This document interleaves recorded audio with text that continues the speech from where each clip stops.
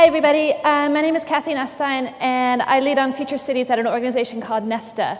So Nesta is a charity. We're based in London. We're a global innovation foundation. We used to be part of central government, but we spun out about 6 years ago to be independent. And what we focus on is solving some of the world's greatest problems. So it's super easy. So I'm going to be talking about a program that we've been running for the past year around drones and the future of drones in our cities. It's called Flying High. And the reason that we started working on this was that we noticed a couple of trends going on. We learned that, or we realized that drones have moved out of the military sphere into more hobbyist and recreational applications, as well as commercial uses. We know that companies like Amazon and Uber have created some big headlines in the past couple of years by talking about doing things like using a drone to deliver a pizza, using drones to deliver packages that you order on Amazon, even using drones to transport people. Think of them sort of as air taxis or people carrying drones, autonomous flying vehicles that you could get in, fly from point A to point B, and not need to go to an airport, not need to deal with the tube, not need to deal with trains. And so it seems, that was all kind of exciting and that kind of got a lot of headlines. But given that we're a charity, given that we're concerned about social impact, we're concerned about the future of our cities, our communities, and the people who live in them, we thought that the time was right to start to understand a bit more about practically what would that mean for our cities, what would that look like if you actually did have drones flying around doing all sorts of things. Besides some of those glitzy headlines, we also know that there's a lot more kind of practical, down-to-earth uses for drones, especially in cities, using them to do things like inspect bridges or inspect infrastructure, using them to support construction processes, using them to support the police and fire services and responding to incidents. We also know that PwC put out a study showing that drones represent a $127 million commercial opportunity worldwide over the next 20 years, and that specifically in the UK, that the drone industry could represent 42 billion pounds by 2030. So that's only 12 years from now. We also did our own industry mapping at Nesta to see that across the UK, there are about 700 small to medium-sized companies, many of them startups, that are working on drone technology or the enabling technology that supports drones like AI and sensor development and all the pieces that are needed to enable these things to operate autonomously and to be able to fly around without having a pilot there with their eyes on it, which is called beyond visual line of sight. And so we thought that this represented something pretty compelling, but that, again, our concerns were about what would this mean for cities, that much of that commercial opportunity, much of kind of the excitement over building the drone industry in the UK would mean having to open up the market. How do you open up the market in cities where people are, where businesses are located, in a way that kind of meshes with future goals of a city, with what people want to see, how they want to interact with their communities, what kind of transport they're comfortable with using, and what kind of transport they're not. So that's why we launched this program, which we call Flying High. And through this, we've been able to collaborate with a diverse network of partners. We were funded by the UK government, and we've been working with the Department of Transport and with BAYS and with the Civil Aviation Authority and many of those types of agencies and regulators that, of course, you need to involve in this kind of conversation. We've also been working with academics, with the industry, with researchers who have been spending a lot of time kind of developing the platforms and the technology that's out there. But then most importantly, we collaborated with cities. We went through a competitive application process where we invited all cities in the UK to apply to be one of our Flying High cities, to be a partner city, to go with us on this journey and start to test out what drones would look like if they were to fly around in their communities, what would they want them to do, what would they not want to do, what kind of limitations they would want to place on them, what were their concerns about it, and what would be the business opportunity. And so through that competitive application process, we worked with a panel of judges who selected the 5 cities that we worked with. So this was started around this time last year. We kicked it off early 2018 with the cities that we announced, which are Bradford, London, Preston, Southampton, the whole West Midlands region. So that covers Birmingham, Coventry, and Wolverhampton, and the whole region that connects those 3 cities. And the reason we did that was, as I said, we thought it was really important to understand from cities, from local authorities, from transport leaders, what they would want to see drones do. And we also wanted to be able to talk directly to the public, to people who live in these communities, to understand their concerns. So what we learned from that was by working with the cities, by working with their partners and their stakeholders, we put together task forces in each city, we ran workshops where we got really interactive and got to understand, imagine a drone delivering medical supplies between hospitals, imagine a drone delivering blood or prescriptions, would that be useful? We asked them if they'd be interested in seeing drones that could support the fire services and responding to incidents more quickly. We also asked them about the air taxis or about getting your packages delivered by drones or getting your takeaway from Deliveroo if that was to be done by drone rather than bicycle, to get people's reactions to that and hear more of their concerns about what would be the benefits, but what would be the concerns. And not too surprisingly, given that cities are practical entities, that the people who lead cities have to make difficult decisions about budgeting and about resources, at the end of the day, what came out of those workshops and what came out of those conversations were that the public leaders, the public officials that we spoke with, we're most interested in the more practical uses of supporting the police and fire services, of supporting medical transport, of supporting trains and infrastructure development, kind of the non-sexy kind of pieces of it. They thought that would be the most practical uses for drones. They thought that if they were to prioritize that having your pizza delivered by drone probably shouldn't take precedence over something like medical transport. So that was one finding, one outcome that came out of this. We also found that the people that we ran these workshops with, unsurprisingly, wanted to know more about if they were in a scenario where there was a drone flying over their back garden, they'd want to know who was flying that. Was it a legitimate public purpose? What were they doing with the information they were collecting? Do they have a camera on it? Is it looking in my windows? How are they going to use that data? What kind of data protection policies need to be in place for that? How do we know it's safe? How do we know it's not going to fall out of the sky? And what kinds of regulations and policies can be put in place around that to ensure the safety and the security and the privacy? So in addition to looking at those broader issues of what drones could do, what they could not do, and what kinds of regulations should be placed on them, we also looked at a use case in each city. We collaborated with each city to choose a socially beneficial public purpose use case to explore more deeply the technical barriers to using drones to perform these activities, what the potential economic benefits would be, and what the expected social impacts would be. So these use cases were in Bradford, working with the West Yorkshire Fire and Rescue Service to use a drone to respond to a fire incident. It turns out that something like 60% of all calls into the fire service aren't even a fire. It's not even a cat up a tree, it's not anything. It's just a call in that I'm not really quite sure why, but the fire brigade has to go out and investigate it in case it is a fire, and turns out there's actually nothing. It's a complete false alarm. And so the use of a drone in that scenario would allow the fire brigade to send out a drone to see what's happening and be able to report back, and allow for resources to better be used elsewhere. Perhaps if there's two calls at the same time, you can see how a drone would be beneficial in that kind of a scenario. So we explored that. The other one was medical transport, working in central London, and two hospitals, Guy's and St. Thomas's hospitals, which are both in central London, both located near the Thames. They have a lot of transport back and forth between the two hospitals to transport blood samples from post-kidney transplant patients from the clinic at Guy's Hospitals to the lab at St. Thomas's.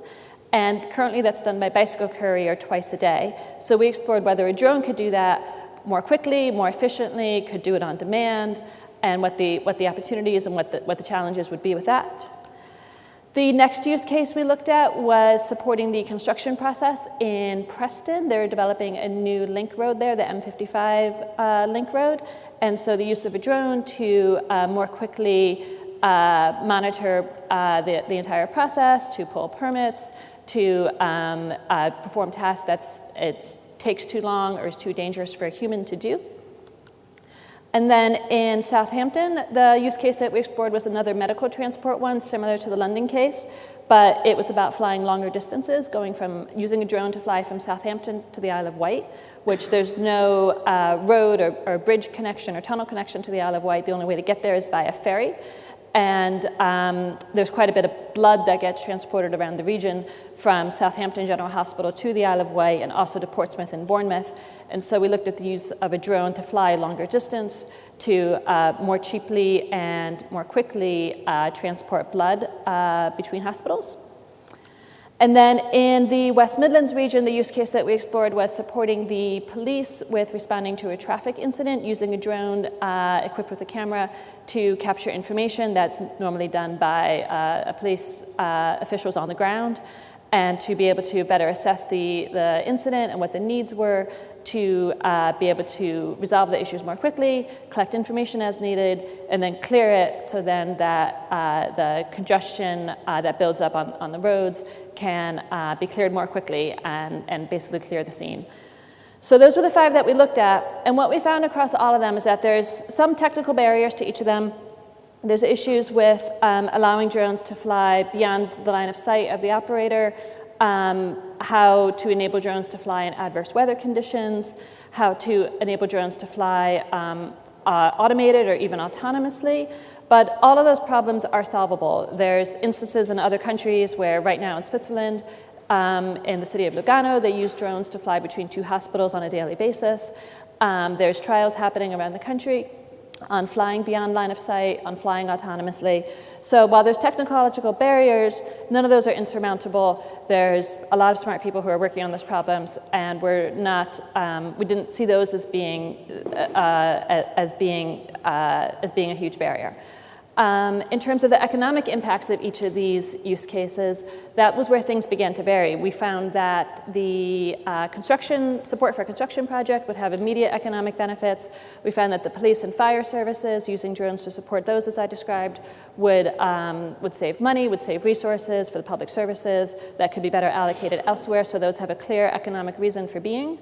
And then the medical use cases, the economic benefits varied. In the Isle of Wight example, being able to fly longer distances and not have to use the ferry would bring immediate cost savings to the NHS.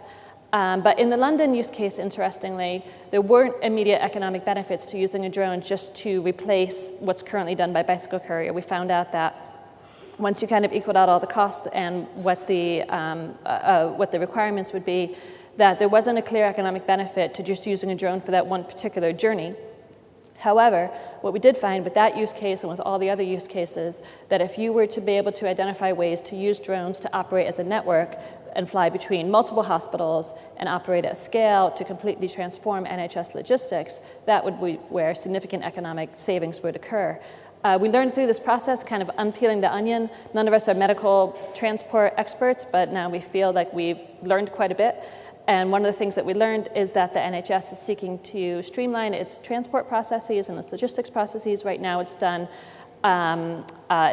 pretty inefficiently. At each hospital kind of manages it themselves. But if there were to be a whole network developed and drones were an integrated part of that network, that could create whole new opportunities for how prescriptions, how drugs, how blood, how possibly even organs could be transported more quickly and more cost effectively. And so looking at it broadly, what we really learned through this process was understanding, this diagram kind of shows that the way airspace has traditionally been managed, the way the Civil Aviation Authority regulates how aircraft are allowed to operate, is based on the commercial airliners' needs, and it's based on airliners flying at 30,000 feet or above, separated from the city, obvious safety and practical reasons for that. But if drones were to be introduced into city or suburban environments, it creates a whole different set of issues to be explored from a city level that can't only be handled by the Civil Aviation Authority or the traditional aviation industry. It creates these opportunities to understand where drones would land and take off from, how they could integrate into an existing transport system, what it would mean for last mile connections, what it would mean for people who live in cities, and how that impacts the urban fabric, how that impacts noise, visual pollution, seeing things flying above your head, but then how it could also streamline some processes as well. So the upshot of all that is that drones isn't a traditional part of the aerospace sector, but rather it's an entirely new sector that requires the collaboration and participation of all these other entities who have never dealt with aviation before in the past. So that would be mayors, that would be city transport authorities, that would be city planners, that would also be the end users like the NHS or like the police or fire services. But most importantly, we think it points to the need for having a true public dialogue around the future of drones in our cities and what we want to see happen or not happen. A good analogy is thinking about how the automobile was introduced 100 plus years ago.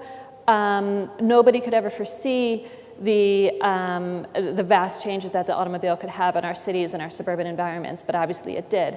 And so often things like this just kind of come along and cities are forced to kind of accommodate it or just sort of let it happen without having the opportunity to plan for what they want or what the public wants to see happen. So we thought this is a really good opportunity while the technology is still nascent and while the use cases are still being explored to better allow citizens to be a part of that public dialogue to shape if and how they want to see a technology introduced to their cities and what would be the best uses for it and what would be the regulations to place around it. And so what we see as the next steps of this project is to start to trial these, to start to test out drones operating in urban environments, much in the same way that connected and autonomous vehicles have been tested in Greenwich. They're opening up some testing facilities in Birmingham in the West Midlands area, in Milton Keynes. We think there's a lot to learn from those processes, and we think there's a lot of value in being able to test things in public, in a city, be able to get people to kind of weigh in on it, test out the technology, and prove the safety all at the same time. So the process that we use at Nesta is something called challenge prizes. It's an outcome-based funding methodology where you open it up as kind of a democratic process for anyone to come forward with a solution to a problem and prove how they can solve that problem, and the outcome is prize money. So it's kind of the opposite of grant funding where you would give someone money to go off and do something.